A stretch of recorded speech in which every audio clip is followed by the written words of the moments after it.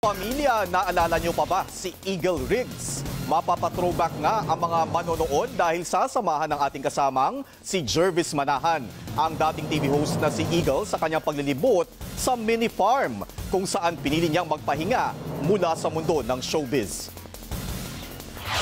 Welcome po kayo dito sa akin pong maliit na pugad, ang Eagle's Nest. Dito na ako dumapo, dito na ako namamahinga. Nagkaroon ako ng pagkakataon na bisitahin at libutin ang munting farm ni Eagle Riggs. Ito ang kanyang nagsisilbing pahingahan ngayon.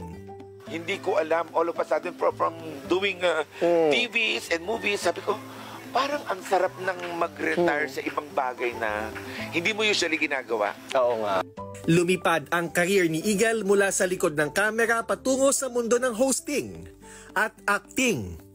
Nag-movies din ako kay Vice Ganda. Dapat yun kay Ann Curtis. Nagkataon na parang hindi yata pwede si Ann Curtis. Humarap sila ng at least kahawig ni Ann Curtis. Sa mga pagsubok na dumarating sa buhay ni Eagle, marami raw siyang napupulot na aral na mas nagpapatatag sa kanya. Ang mga agila, lumilipad yan.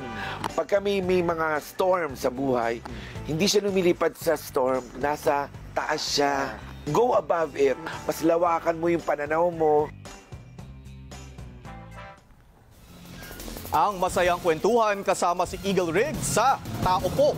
Ngayong linggo, 6:30 ng gabi sa A to Z Kapamilya Channel at Kapamilya Online Live.